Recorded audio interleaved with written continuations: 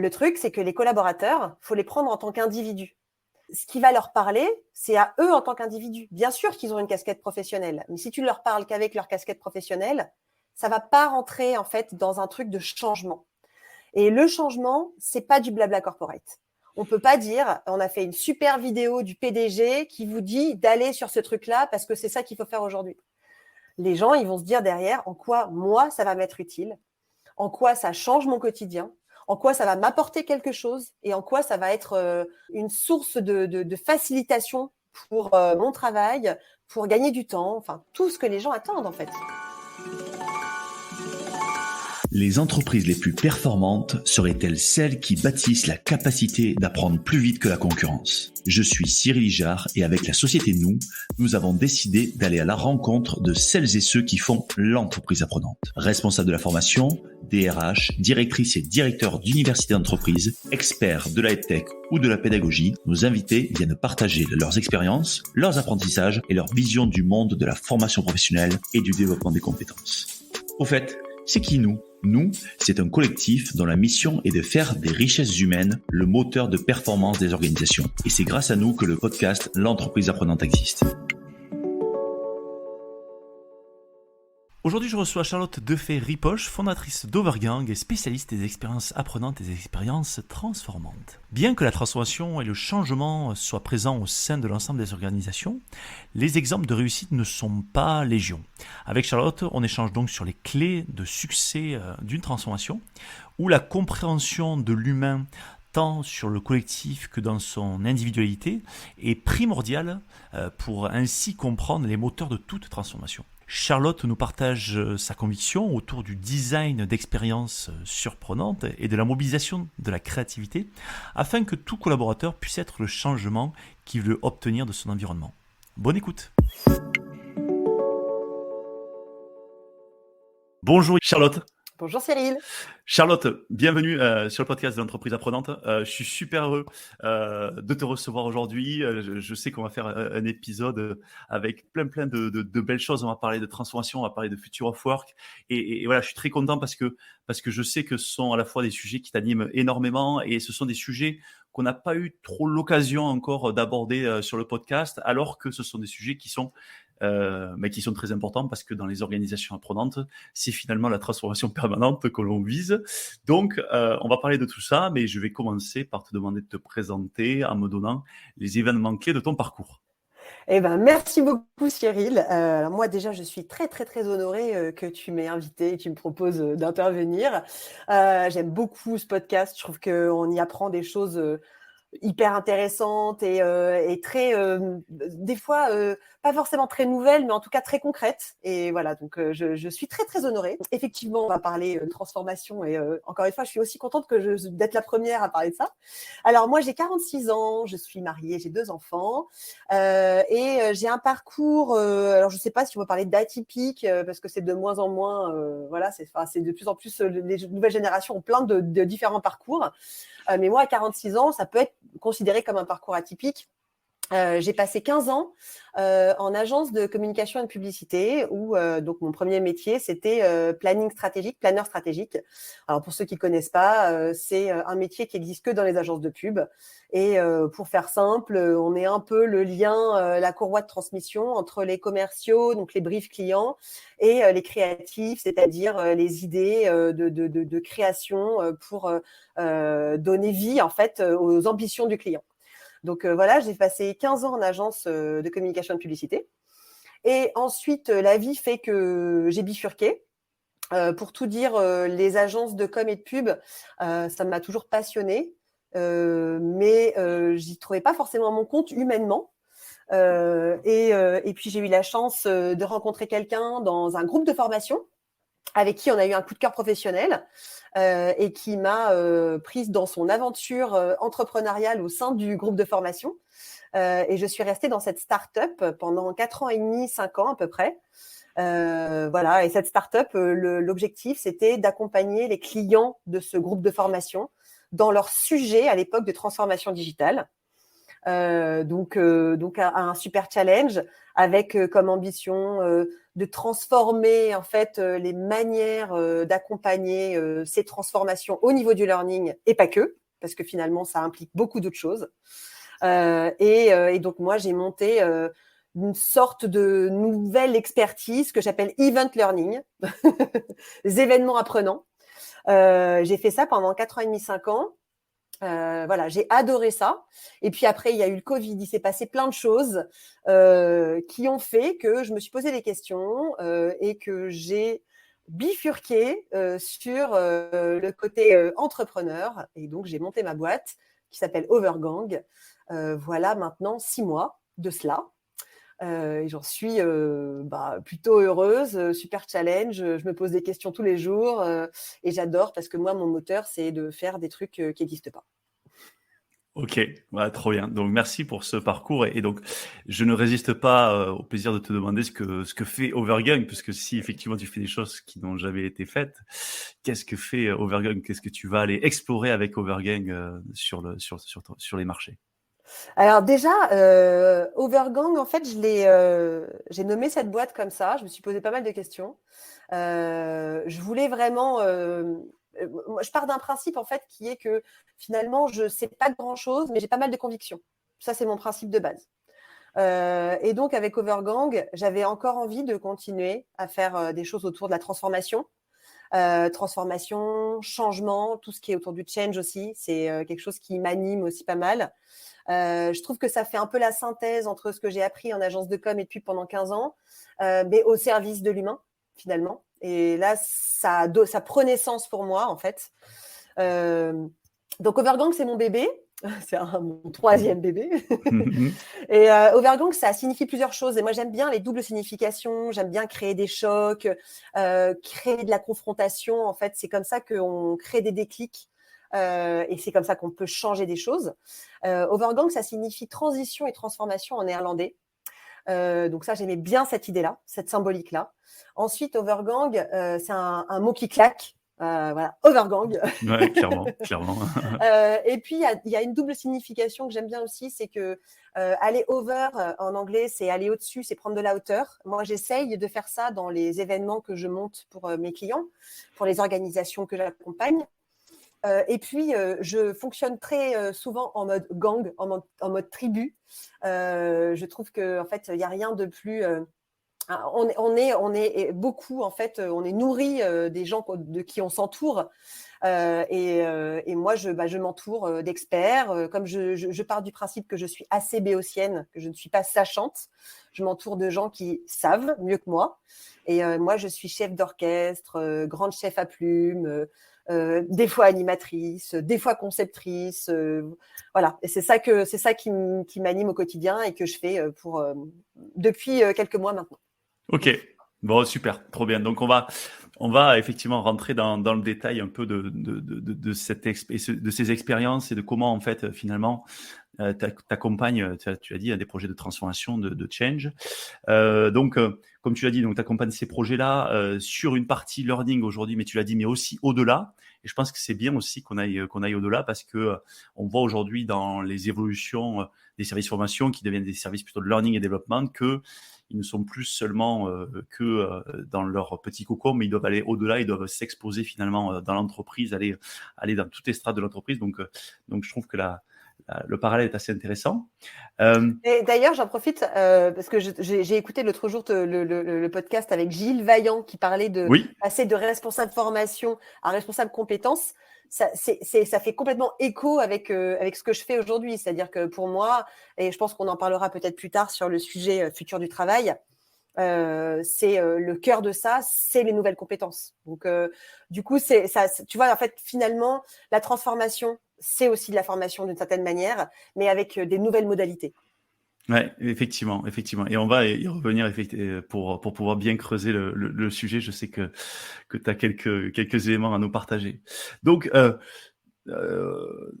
dans toutes les boîtes aujourd'hui, on a des processus de transformation, on a une quête du changement, voire du changement permanent, parce qu'on doit aller aussi à la vitesse du changement, hein, le changement des marchés, le changement au niveau socioculturel, les chocs, comme tu l'as dit, la pandémie a été un choc, la grande démission a été aussi un choc. Voilà, tous ces chocs-là, il faut les accompagner. Moi, la première question que je me pose, c'est toi, est-ce que tu peux nous partager les clés qui permettent en fait de réussir ces processus de transformation, parce que souvent en fait dans ces processus on oublie un peu l'humain, et puis on a des grandes idées dans les comex, et puis quand on arrive sur le terrain, on se rend compte que c'est pas du tout accueilli, perçu de cette façon-là.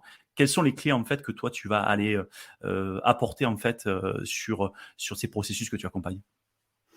Alors, de manière très humble, encore une fois, hein, je dis ça très humblement parce que je pense qu'il y a plein de manières de le faire. En tout cas, moi, la manière dont je le fais, c'est souvent la première chose que je dis dans les rendez-vous. C'est que déjà, avec moi, il n'y aura pas de blabla corporate. Ça fait partie des trucs qui sont compliqués aujourd'hui à comprendre quand on est dans sa propre entreprise, dans sa propre organisation. On a l'impression que parce qu'on va mettre en place une plateforme de learning, ou parce qu'on va mettre en place un nouvel outil, ou parce qu'on va mettre en place une nouvelle ligne managériale, ça y est, c'est parti. Le truc, c'est que les collaborateurs, il faut les prendre en tant qu'individus. Et ce qui va leur parler, c'est à eux en tant qu'individus. Bien sûr qu'ils ont une casquette professionnelle, mais si tu leur parles qu'avec leur casquette professionnelle, ça va pas rentrer en fait dans un truc de changement. Et le changement, c'est pas du blabla corporate. On peut pas dire, on a fait une super vidéo du PDG qui vous dit d'aller sur ce truc-là parce que c'est ça qu'il faut faire aujourd'hui.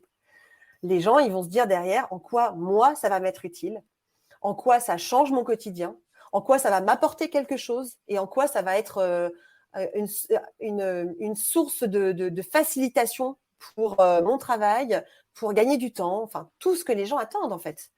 Donc je pense que c'est la première chose. Stop au blabla corporate, s'il vous plaît, arrêtez.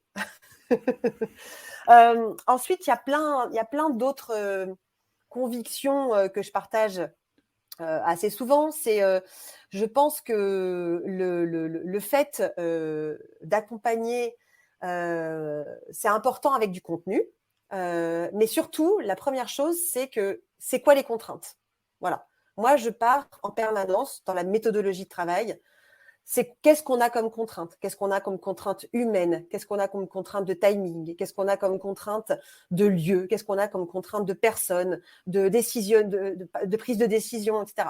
Et ensuite, en fonction de ça, ça va être plus ou moins plus facile en fait d'accompagner ces changements parce que en fait, on va pouvoir comprendre par quel biais, par quel bout on va pouvoir les accompagner sur la définition de ce qu'on va mettre en place, des outils dont on va avoir besoin, des personnes dont on va avoir besoin, etc. Donc ça, c'est aussi les contraintes. Stop au blabla corporate, les contraintes. Puis après, moi, il y a un truc que j'aime bien aussi, c'est prendre des gens de l'intérieur. C'est-à-dire que je pense que, en fait, il faut vraiment s'appuyer sur l'interne. Voilà, nous, on n'est pas des gens comme moi. Hein. On fait pas partie de l'entreprise. C'est eux, c'est à l'intérieur qui connaissent la culture. Et donc, arriver avec des gros sabots en disant c'est comme ça qu'il va faire aujourd'hui, on va faire un événement, on va faire une keynote, on va faire un atelier. Mais en fait, on n'en sait rien s'ils vont bien le comprendre, si on n'a pas bien compris leur culture. Et qui mieux que l'intérieur peut comprendre leur culture? Je trouve que c'est hyper important de se dire sur qui on peut s'appuyer. Est-ce qu'on peut transformer des collaborateurs en ambassadeurs? Est-ce qu'on peut avoir des informations qui viennent de l'interne pour comprendre? Enfin, voilà, toutes ces notions culturelles, en fait, pour moi, c'est hyper important. Parce qu'en fait, on ne va pas changer l'entreprise. La transformation, ça ne veut pas dire changer l'entreprise. La transformation, ça veut dire accompagner les gens. Et souvent, ce que tu disais tout à l'heure, c'est que dans les sujets de transformation, il y a 71%, c'est pas un chiffre que de moi, hein, c'est un chiffre d'études, 71% des projets de transformation d'entreprise échouent au moment de leur mise en action. Parce qu'en fait, on a souvent oublié l'asset principal qui est l'asset humain des entreprises. Donc, en fait, voilà, il y a toutes ces choses-là.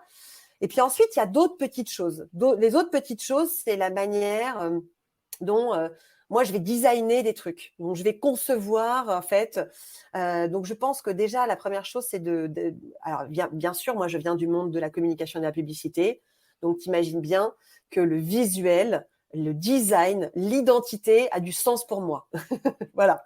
Donc, ça, il n'y a pas un projet que je mène où je ne propose pas une identité au projet sur laquelle, en fait, on va pouvoir décliner des choses, décliner une ressource en mode à emporter à la fin d'un événement. Ça peut être quelque chose de l'ordre du poster, ça peut être un flyer, ça peut être une box, ça peut être voilà, des choses qui vont permettre aux gens, en fait, de se remémorer le truc qu'ils ont vécu. Ça peut être des choses, des vidéos en mode tuto, des vidéos best-of de l'événement, des vidéos que j'appelle un peu vidéo boost. Pendant le moment de l'événement, en fait, on les fait aussi réagir de manière très spontanée. Voilà, donc ça, je pense que c'est tous ces codes-là aussi, ça permet finalement de donner du sens aux collaborateurs qui comprennent en fait quel est l'objet de ce qu'ils vont vivre, que ça leur donne envie, que ça soit un peu fun, que ça soit un peu sympa. Je pense que ça, c'est super important. Et puis aussi, il y a un autre truc qui est très important pour moi, c'est tout ce qui tourne autour du mouvement, de l'oxygénation.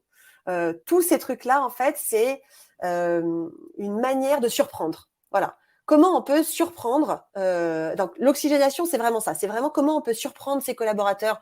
Mais je dis ses collaborateurs, ça peut être autre chose. Ça peut être ses clients. Parce que moi, j'ai pas mal de gens, en fait, avec qui je travaille, qui font des événements pour leurs clients, pour leurs partenaires, pour leur écosystème.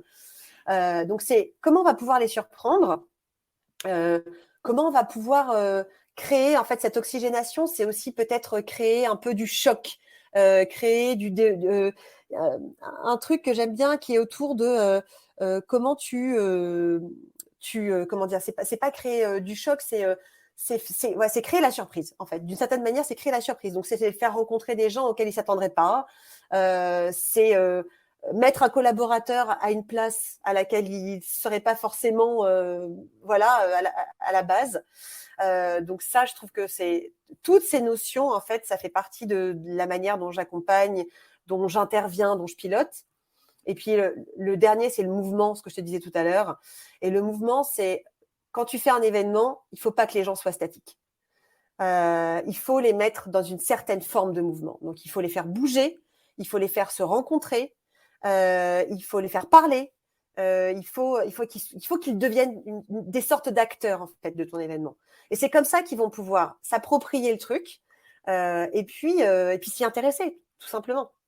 Donc voilà, donc je pourrais en parler pendant 3 heures. Non, mais c'est super intéressant. Alors, moi, ce que j'en retire là à chaud, c'est d'une part, on sent une première phase vraiment de compréhension et d'immersion. Donc, ton passé, je pense, de planeur stratégique, moi qui travaille aussi dans la com, et voilà, on le ressent aussi dans ta propre façon de travailler les choses, c'est-à-dire vraiment aller finalement se mettre dans les baskets de ton client. Donc là, le client, c'est par exemple aller se mettre dans les baskets du collaborateur, aller se mettre dans les chaussures de la culture interne pour voir un petit peu comment ça se passe, quelles sont les interactions, quelles sont les motivations, les freins, et ne pas être seulement dans le grand discours top-down de changement sur lesquels on a l'impression qu'on va tout révolutionner avec un grand discours, des bons mots, et même si les mots sont importants, mais ils doivent être aussi en résonance avec ce qui se passe sur le terrain. Ça, c'est ce que j'entends. Donc, avoir cette fine compréhension,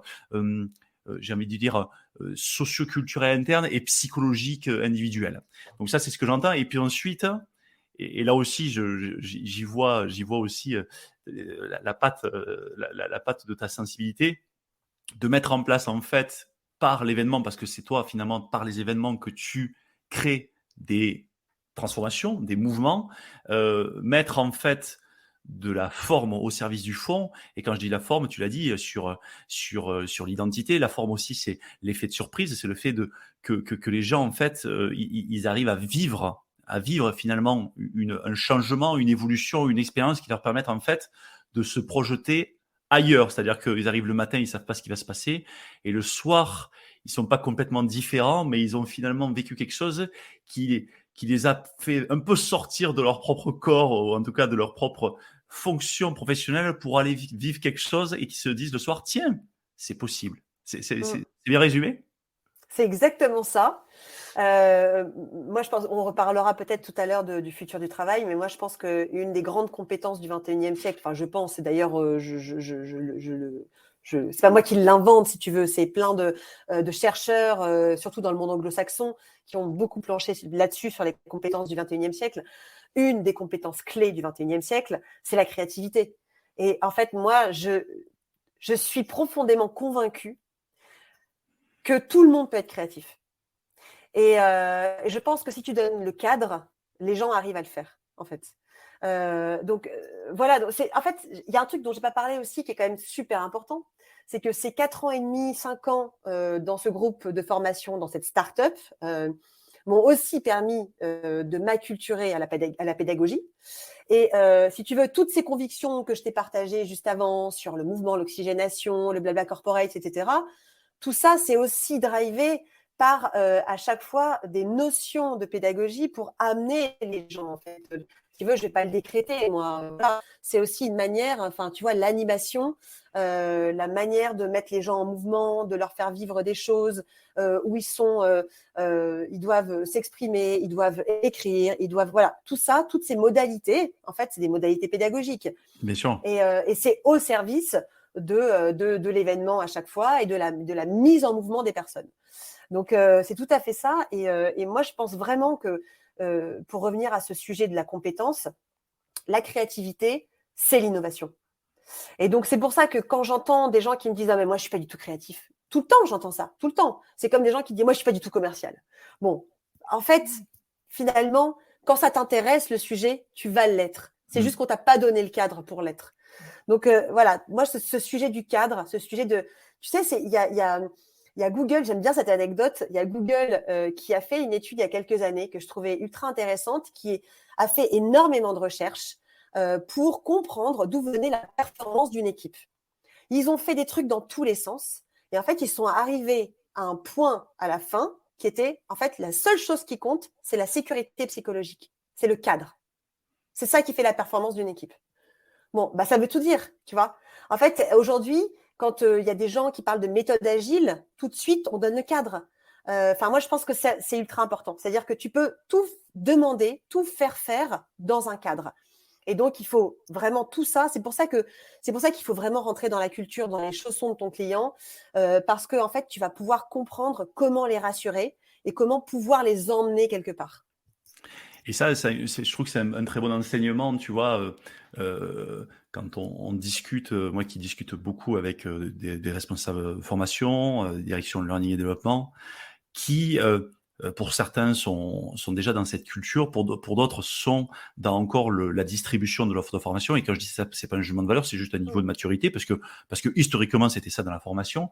Et c'est vrai que là, ce que je trouve vraiment bien, c'est que on donne des clés, et là tu donnes des clés assez concrètes, par exemple, à un service learning et développement pour dire finalement, la première chose à faire, c'est finalement de ne rien faire et d'aller écouter ce qui se passe. C'est de se mettre à côté des équipes, ce qui se fait d'ailleurs de plus en plus, et d'aller comprendre finalement les contextes de manière fine, précise, afin ensuite de délivrer en fait la réponse qui n'est pas toujours d'ailleurs une réponse que formation, en tout cas que formation, c'est dans le 10, 20, 70, qui est une formation avec sur étagère et qui peut être un event, qui peut être de la formation entre pairs, qui peut être d'aller assister à un event par ailleurs, qui peut être d'aller écouter un podcast, ou qui peut être d'essayer soi-même de devenir formateur interne. J'en sais rien. Mais ça, voilà, je pense que ça, c'est un enseignement qui est assez intéressant. J'aimerais que tu… parce qu'on a parlé maintenant on a parlé, si tu veux, des grandes… Des grands points en fait sur lesquels tu insistes dans ces projets de transformation, et j'aimerais que tu puisses nous en faire vivre au travers d'exemples, pour que tu vois, tu m'as donné l'eau à la bouche là, et moi, je vais en avoir plus, que tu puisses par l'intermédiaire, voilà, d'exemples d'expérience, d'apprentissage, de transformation. Je sais que tu travailles sur les learning expéditions, que tu puisses, voilà, nous donner quelques exemples qui nous permettent en fait de comprendre finalement tout le cheminement que tu fais et tout ce que cela produit. Ouh là là, alors quel exemple peux te donner? Je peux te parler de plusieurs exemples. Le dernier exemple en date, c'était au mois d'avril. C'est un projet que j'ai commencé à mener début janvier et le climax, c'était l'événement pour toute l'entreprise, donc fin avril. C'est typiquement un projet sur lequel je rebondis sur ce que tu disais juste avant. En fait, ça m'intéresse parce que et tu vas comprendre pourquoi. C'est que en fait, souvent, entre le besoin d'un client et ce que je vais délivrer, il va y avoir un gap. En fait, c'est toute cette écoute, ce que tu racontais juste avant, cette écoute interne, cette compréhension des besoins, des contraintes. Et souvent, moi, je fais une sorte d'audit, tu vois, je fais des interviews, j'essaye de comprendre derrière, en fait, le premier brief qu'on m'a fait. Voilà. Et donc là, pour revenir à mon exemple, le truc de départ, c'était cette entreprise de 400 personnes. A mis en place Office 365 Microsoft pour l'ensemble de ses collaborateurs. Je te passe tout le contexte, entreprise en plein changement de business, vraiment grosse transformation interne, plein d'entreprises qui ont été rachetées, qui doivent se reconstituer, etc. Et donc, là, en fait, au départ, c'était vraiment, qu'est-ce qu'on peut faire pour que les collaborateurs ils sachent se servir de ce truc-là, Office 365. Alors, on peut faire 40 000 trucs, en fait. C'est ça le problème. Donc, voilà. Donc, tu vois, le truc de départ, c'est que c'est quoi vraiment le caillou dans la chaussure, quoi? Qu'est-ce qui pose problème? En fait, ce qui pose problème, en tout cas à ce moment-là, c'était que finalement, en fait, chacun avait créé ses propres groupes Teams, ses propres trucs de collaboration, leurs canaux. Ils comprenaient pas ce que c'était les outils, en fait, SharePoint, OneDrive, etc. Il y avait un vrai bordel ambiant. Et donc, il fallait aligner, en fait. Il fallait vraiment réaligner le truc de qu'est-ce qu'on y trouve, à quoi ça va vous servir et petit à petit, on va vous aider à comprendre en fait comment on va l'utiliser. Voilà. Et donc, ça, typiquement, sur ce sujet, ce projet-là, j'ai travaillé déjà avec mon équipe. Alors, j'ai travaillé avec une directrice pédagogique. J'ai travaillé avec une experte de Office 365. J'ai travaillé avec une équipe vidéo. J'ai travaillé avec une graphiste. Donc ça, c'est vraiment le truc de base. Et à travers cette équipe-là que je forme pour ce projet, qu'est-ce que je fais? Donc, j'ai transformé une team de 15 collaborateurs en ambassadeurs grâce à la responsable pédagogique. Donc, on leur donne les clés, c'est quoi animer, ça signifie quoi écouter, reprendre la parole, la donner, etc., etc. Donc, des codes pour les aider en fait à monter en compétences. Et ensuite, on les aide à monter leur propre atelier pour acculturer leurs autres collaborateurs. Et donc, encore une fois, ça c'est pareil. Si c'était moi qui avais créé l'atelier, j'aurais pas été dans la culture de cette entreprise-là. Donc, en fait, tu vois, c'est vraiment ce truc-là. C'est vraiment un accompagnement, mais vraiment en termes de pilotage, d'animation, de conception sur toutes les réflexions que mène l'entreprise. Et c'est pour ça que moi, en général, j'ai assez besoin de pouvoir parler au top manager, parce qu'en fait, c'est eux qui ont un petit peu la vision voilà. Et il faut que je comprenne un peu ça, parce que on peut faire plein de choses différentes sur une même problématique. Voilà. Donc voilà, il y a tout ça. On crée aussi, des ressources, on crée des vidéos, on fait l'événement le jour J, ouvert à tous les collaborateurs, animé par les collaborateurs ambassadeurs. On fait une interview, on fait voilà, et puis voilà, ça fait en fait un projet global qui permet déjà d'une part à plein de gens de venir s'acculturer pendant toute une journée à des ateliers très concrets. À avoir des informations sur lesquelles ils vont pouvoir s'appuyer pour refaire des choses, parce qu'en fait, tu sais bien que si on ne refait pas tout de suite les choses, donc en fait, on leur donne les ressources. Et puis, au fur et à mesure, tu vois, ça crante comme ça. Moi, je pense beaucoup, en fait, je ne crois pas qu'on puisse changer les gens comme ça en une journée. Et je pense que la technique du petit pas par petit pas, en fait, c'est comme ça que ça leur est utile. Ils ont compris quelque chose. Ils peuvent se parler avec le même niveau en fait de compréhension de ce que ça va changer pour eux dans leur quotidien et dans leur collaboration. Donc là, en fait, le truc est atteint. Voilà. Donc ça, tu vois, typiquement, c'est un sujet de transformation via l'outil ou la méthode. Et moi, j'interviens sur des sujets comme ça, sur des sujets type posture, état d'esprit, et même sur des sujets type vision, valeur. Donc, il y a plein de sujets qui sont différents, en fait, Aujourd'hui, il n'y a pas une entreprise qui n'est pas en transformation. Donc, Ouais, clairement. voilà. Et Voilà. alors, le truc que tu as dit et que je veux repréciser parce que je trouve ça vraiment, c'est vrai que c'est très à propos, c'est le fait de dire, parce que tu l'as dit en fait de la théorie et tu l'as redit dans ta pratique de cet événement, c'est de dire finalement, on va s'appuyer sur les experts internes qui sont plutôt des experts métiers, en tout cas qui ont une appétence Office 365 sur lesquels on va leur donner des clés de pédagogie et d'animation afin que eux-mêmes distribuent finalement la connaissance, la compétence et tout ça. Et ça, je trouve ça, enfin, ça paraît couler de source, mais on pourrait aussi se dire, bah, écoutez, avec une réponse classique, je fais appel à un organisme externe, ils arrivent, ils mettent en fait leur armée de formateurs 365 et ensuite ils vendent des caisses et des caisses de journées à Office. Voilà, je sais pas Mais si je vais même aller plus loin que toi. C'est que moi, pour être très concrète sur ce projet-là, je ne me suis pas appuyée sur des experts internes de Office 365 parce qu'ils étaient tous à la ramasse. En fait, ils n'avaient pas été accompagnés.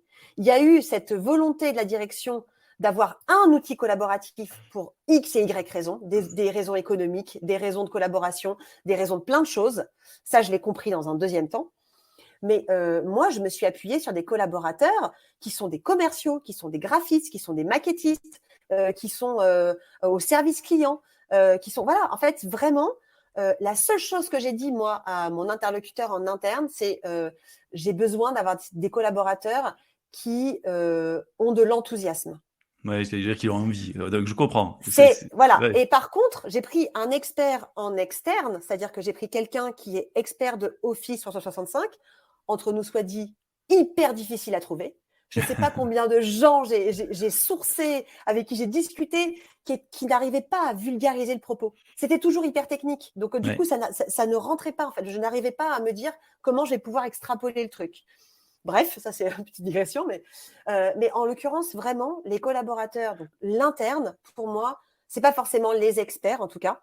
C'est vraiment les gens qui sont en capacité de transmettre un De truc. Et transmettre. ensuite, nous, en fait, on va les aider. On va leur donner des codes, on va leur donner une méthode, on va les aider à créer des choses et on va les faire tester. Enfin, tu vois, il y a tout un truc qu'on a monté comme ça avec la directrice pédagogique, l'expert pédagogique avec qui je travaille. Ouais, en fait, le message qui est derrière, c'est on sait tous des choses en interne. Le premier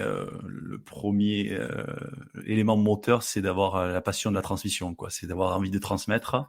Ouais. Et non, mais c'est ça qui est intéressant parce que finalement derrière, tu l'as dit, par le biais de l'interne, tu as toute la dimension de la culture d'entreprise qui fait que telle fonctionnalité, peut-être on va l'utiliser différemment parce que dans la boîte, ça se fait comme ça, parce qu'il y a une culture, mais parce qu'il y a aussi un process, parce qu'en fait, voilà.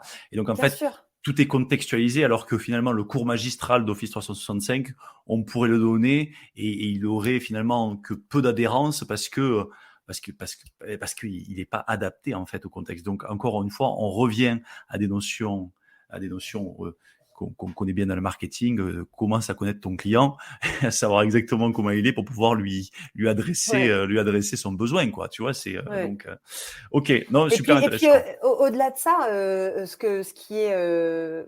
moi, ce que j'aime bien aussi avec ce genre de projet, c'est que je m'en fiche en fait qu'on me pique mes idées.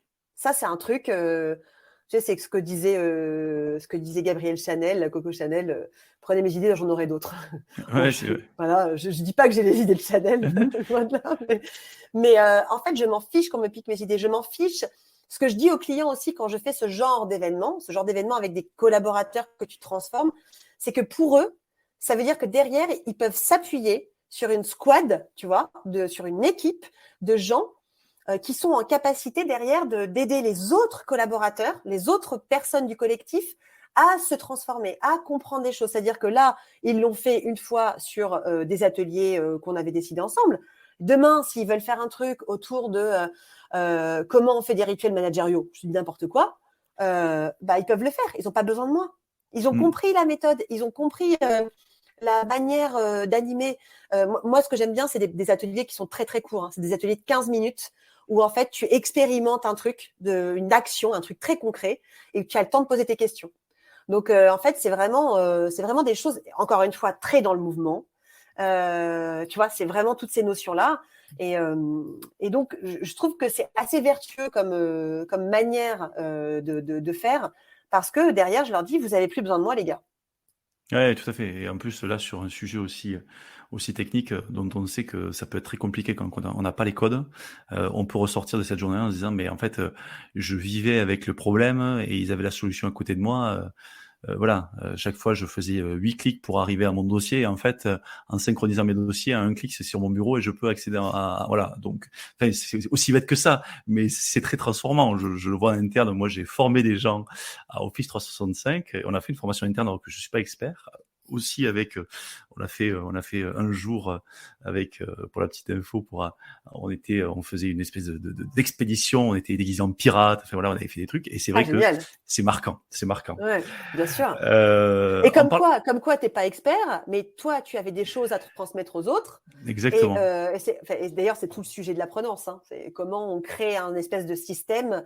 Bon, bref, c'est un autre Ouais. sujet, mais ça fait partie du truc aussi. C'est comment tu accompagnes pour créer ce système d'apprenance dans une entreprise, parce que derrière, clairement, c'est un objectif de performance. Voilà, tu vas Non rendre mais les gens. Voilà, on est d'accord. non mais t'as raison et je te laisse le dire parce que c'est tout le sujet de ce podcast, c'est-à-dire le sujet Bah de oui. l'apprenant, c'est comment finalement développer des dynamiques apprenantes qui deviennent organiques, qui fait qu'elles se transmettent de collaborateur à collaborateur et notamment sur les nouveaux collaborateurs et que ça devienne ritualisé au point que il y a plus de points de douleur, les méthodologies Ouais. sont plus qu'acquises, elles sont digérées et donc demain j'ai un sujet, je sais rapidement monter, comme tu disais, l'équipe et pouvoir diffuser. Et c'est Mm. ça en fait. Pour moi, la culture, c'est quand même le graal de l'organisation apprenante, c'est quand la culture, elle est alignée à ça. Et après, on peut tout faire, Et la culture, on sait que c'est le plus dur. On sait que c'est le plus dur à acquérir. On peut avoir une orga, on peut avoir des outils, on peut avoir des compétences. Si la culture n'est pas là, c'est compliqué. Ouais. Je voudrais qu'on arrive sur le dernier sujet. On y est passé un peu à côté plusieurs fois. C'est la thématique du future of work et je sais que tu, Mhm. tu travailles là-dessus. Alors, en plus, on est vraiment avec la pandémie, on a à la fois accéléré ce future of work et à la fois on est qu'au début finalement des évolutions. On est aussi dans un contexte où on sait que les compétences la durée de vie des compétences se réduisent. Donc, on sait que il va falloir qu'on apprenne de nouvelles compétences continuellement pour pouvoir. Il y a de nouveaux métiers qui vont émerger, de nouvelles missions. Donc, moi, ça m'intéresse que tu nous livres un peu ta lecture des grandes dimensions du futur du travail. C'est un vaste sujet. Euh, alors, le futur du travail, en fait, je me suis rendu compte l'autre jour que finalement, ça fait quand même presque 3 ans que je travaille là-dessus, sans que je l'ai nommé comme ça il y a 3 ans, mais tu sais, maintenant, c'est devenu assez à la mode. Hashtag Future of Work. Ouais, exactement. Euh, alors, moi, il y a un premier truc. Je t'explique en fait comment c'est venu pour moi et Ouais. du coup ce qui s'est passé, puis je te donne des exemples concrets. Donc, c'est un sujet que j'investigue voilà, depuis 3 ans. Finalement, depuis, on va dire, déjà, je pense que je l'investiguais aussi à travers les événements que je faisais de transformation dans la start-up inter du groupe de formation. Donc ça, voilà, c'était quelque chose que je faisais. C'est, tu vois, mener pendant 2 jours un séminaire pour 200 collaborateurs sur les leviers du leadership. Bon, bah, voilà, c'est le future of work. Comprendre ce que ça veut dire l'arbitrage versus le management dans un groupe de leaders, etc. Donc ça, je faisais déjà des événements comme ça, des événements des fois justement très très très en mode très déconnecté en fait du réel, voilà. Donc ça, c'est un truc que je faisais à peu près. Et puis après, il y a eu le Covid. Il y a eu le confinement, il y a eu plein de choses. J'ai eu le temps de me poser beaucoup de questions. Et dans les questions que je me suis posées, en fait, dès qu'on est sorti du confinement, j'ai mené en fait avec une personne qui était dans mon équipe à l'époque et qui a son compte aussi maintenant. Plein de gens sont à leur compte aujourd'hui. Euh, on a mis en place une web série à l'époque qui s'appelait Système A. Système A parce que c'était A comme le groupe de formation dans lequel j'étais, pour ne pas le nommer, qui s'appelle Abilways. En fait, ce que j'ai proposé, c'est d'aller à la rencontre des gens de l'écosystème du learning, de la formation, pour leur demander comment ils s'étaient réinventés durant le confinement et depuis le confinement. Donc ça, c'était un peu le premier truc que j'ai fait un peu en marge des projets typiques business, tu vois ce que je veux dire? Voilà. Et donc, j'ai fait cette web série. On peut retrouver les vidéos. J'ai interviewé une vingtaine de personnes. Et ce que j'avais envie, c'est de leur faire raconter en mode fun. Je ne sais pas si tu connais un petit peu les vidéos qu'il y a façon brute ou combini. Des trucs, tu vois, où il y a des gifs animés, il y a de la typo, il y a des choses. Encore une fois, ça, c'est mon côté très agence de com, visuel, etc. Je trouve ça plus sympa d'avoir ça. Et donc, j'ai interviewé une vingtaine de personnes. Ça, c'était un peu le premier truc que j'ai fait en mode un peu de côté, on va dire. Ça m'a énormément nourri. C'est-à-dire que vraiment, que ce soit des gens qui sont des responsables RH ou formation, que ce soit des apprenants, que ce soit des gens du groupe de formation dans lequel j'étais, que ce soit des formateurs ou des gens qui font des comédiens mais qui interviennent sur la prise de parole en public. Enfin voilà. Donc c'était extrêmement inspirant. Ça m'a beaucoup nourri.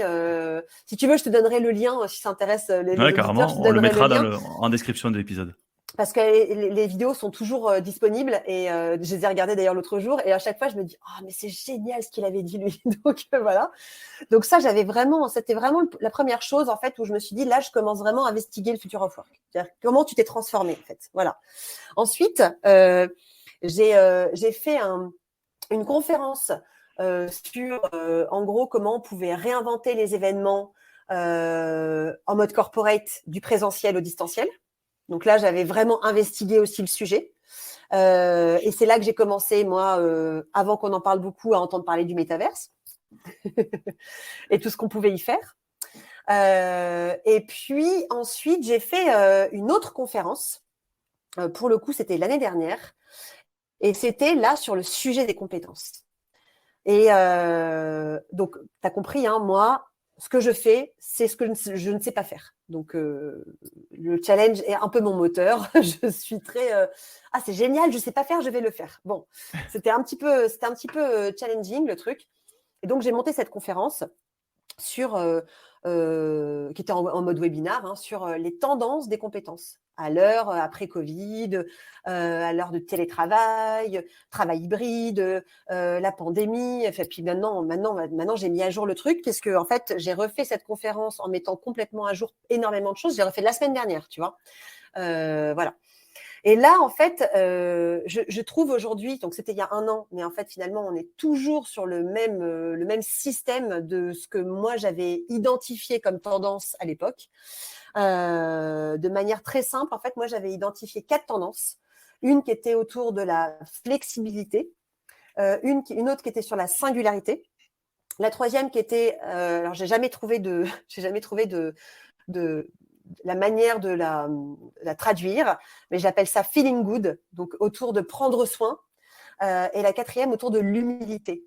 Et en fait, ces 4 tendances, elles sont vraiment comment j'ai travaillé. Donc, je me suis inspirée des tendances sociétales.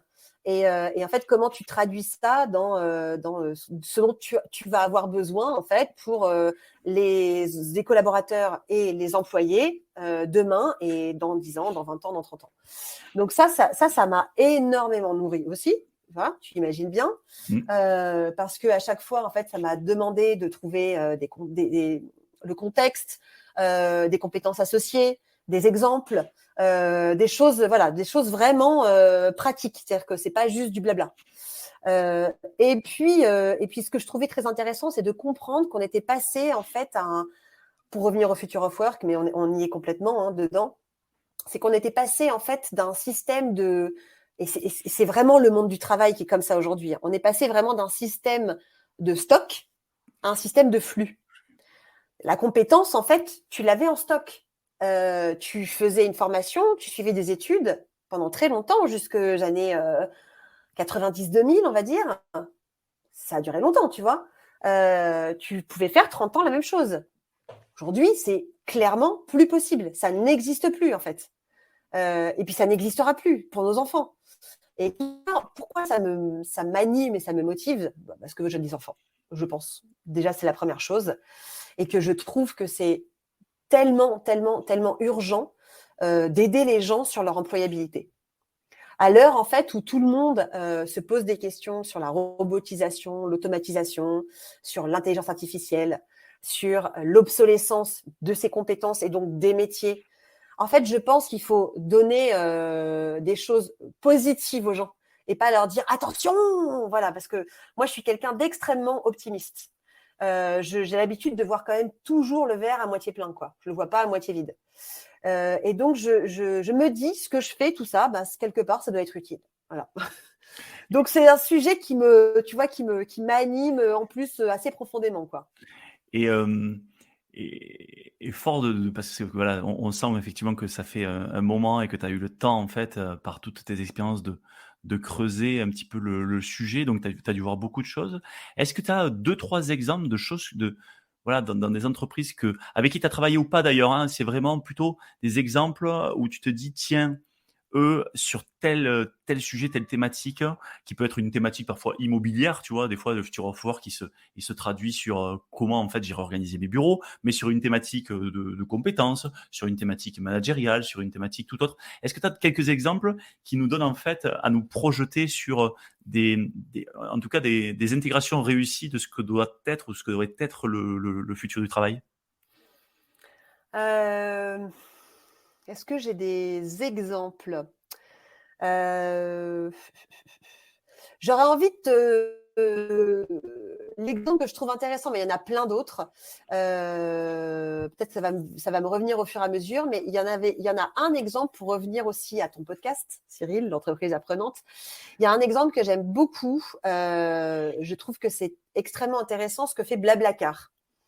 Blablacar, en fait, alors, je ne sais pas si c'est le Future of Work, parce qu'en fait, le Future of Work, on ne le connaît pas, déjà. Oui, tu as raison. Et après, je reviendrai peut-être là-dessus.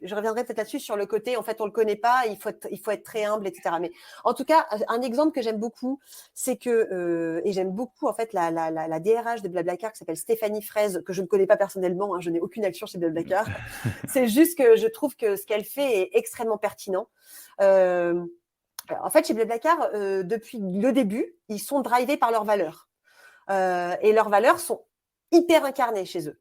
Et leurs valeurs doivent vraiment incarner autant ce qu'ils doivent délivrer aux clients que ce qui doit se passer à l'intérieur. De la symétrie des attentions, c'est hyper incarné chez eux. Je n'ai jamais travaillé chez Blablacar. Peut-être que tu auras des gens qui te diront « Ah, mais non, ça ne se passe pas vraiment comme ça. » Moi, je te dis comment je perçois en fait ce qui se passe chez eux. Et surtout pour revenir à l'entreprise apprenante. Par exemple, les valeurs de Blablacar, il y en a plusieurs. Elles sont sur le site, hein, vous pouvez aller voir. Il y en a une qui s'appelle Share More, Learn More, donc partager plus et apprendre plus. Il y en a une autre qui est autour de Fail, Learn, Succeed. Donc échoue, apprend et réussit. Voilà. Et en fait, l'axe stratégique de Blablacar, drivé par Stéphanie Fraisse, qui fait beaucoup d'interventions, c'est autour de l'entreprise apprenante. Et comment ça se passe? Comment c'est incarné? Alors, c'est pour ça que je te dis, c'est pas vraiment Future of Work, mais je trouve que finalement, ça pourrait l'être pour plein d'entreprises aujourd'hui qui n'ont pas du tout cette notion-là. Donc, c'est pour ça qu'il faut savoir d'où on se place sur le Future of Work. Ouais, voilà, exactement. Tout à fait. Et par exemple, comment ça s'incarne chez eux? Alors, ils ont ce qu'ils appellent des blabla talks, en interne, régulièrement, qui sont des sortes de formats de partage d'expériences des uns avec les autres. Et ça, c'est hyper régulier. Ils font ça par équipe, etc. Et c'est vraiment institutionnalisé. Ils encouragent énormément le mentorship. Donc, dès qu'il y en a un qui sait faire un truc, qui peut se signaler, etc. C'est aussi systématisé, si tu veux. Je ne sais pas si on pourrait dire systémisé. C'est pas trop le truc. Systématisé, voilà. Voire systémisé peut-être. Exactement.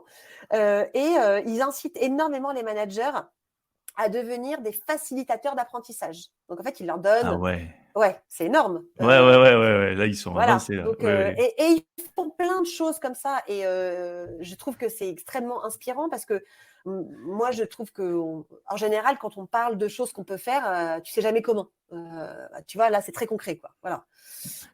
Et puis après, il y a plein d'autres choses. Il y a plein d'autres choses à mettre en place. Mais voilà.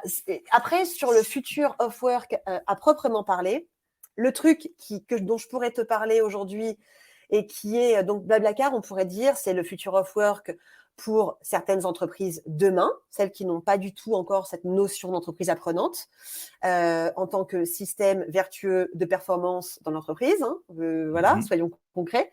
Et puis alors après, on peut aller beaucoup plus loin, alors, sans parler de métaverse. On va quand même en parler un petit peu. Mais là, tu vois, l'autre jour, j'ai découvert une entreprise, parce que comme je monte pas mal d'événements pour mes clients, du coup, je vais beaucoup sourcer des gens, je discute avec plein de, voilà, des entreprises complètement qui n'ont rien à voir avec le learning, le change, tout ça. Voilà.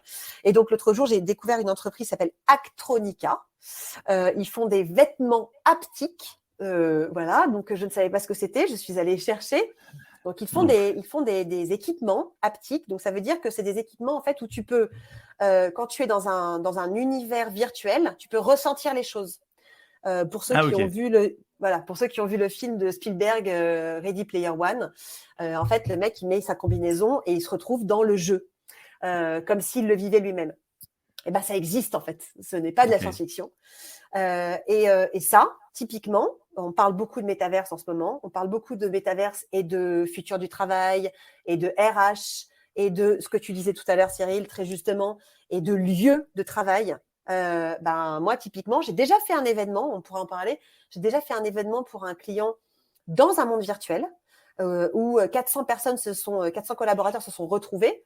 Et là, en l'occurrence, c'était il y a 1 an et on n'avait pas accès en fait à des choses pour vivre, ressentir en fait, voilà. Donc on le faisait pas via un casque, mais via un ordinateur. Bon.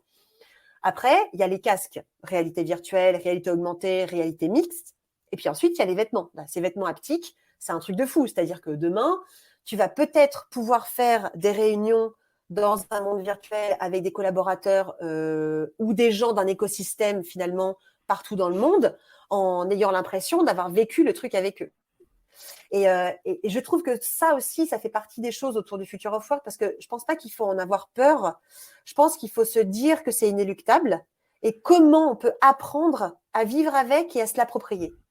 Voilà, moi c'est ça parce que après le Future of Work, c'est quelque chose. Il va falloir qu'on apprenne. Pour moi, le truc de base, il va falloir qu'on apprenne à adopter et adapter sa vulnérabilité. On va être face à des chocs permanents. Il va falloir être très humble et savoir en fait gérer cette vulnérabilité en permanence, quoi. Je pense que ça va être ça le truc de base. Voilà. Ouais, et effectivement, je pense que les derniers mois nous l'ont montré que voilà, on est tous vulnérables. Il faut effectivement, à la fois qu'on encaisse, qu'on accueille finalement parfois le choc, et puis qu'on puisse avancer et s'adapter, et se réinventer un petit peu d'ailleurs comme toi tu l'as fait. Franchement trop bien. C'était génial parce que voilà, je voulais vraiment qu'on fasse cet épisode avec cet épisode de mouvement finalement, hein, que je résumerai ainsi. Donc merci Charlotte pour tous ces partages, ces apprentissages que tu nous as apportés sur cette notion de mouvement, sur cette notion de passer d'un état à un autre, de le faire en tout cas d'évolution. Je pense que ça va apporter pas mal à nos auditeurs. Et donc je te remercie vraiment de tous ces apprentissages. Et puis voilà. C'est moi qui te remercie, Cyril. Voilà. Et voilà. Et si vous voulez en savoir plus, on mettra les notes bien sûr dans l'épisode. Overgang.fr, me semble-t-il. Ouais, voilà. Et donc vous pourrez aller voir, et on mettra dans les notes de l'épisode aussi la web série dont tu as parlé. Merci Charlotte, et je te dis à très bientôt. Merci Cyril.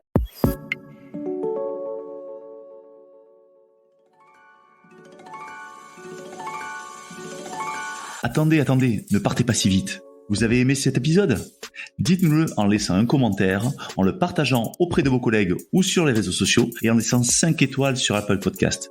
Cela nous aide vraiment à faire connaître le podcast et nous motive à produire de nouveaux épisodes. L'entreprise apprenante vous a été présentée par nous. Nous est une entreprise dont la mission est de faire des richesses humaines le moteur de performance des organisations. Retrouvez-nous sur nous.co, nous.co.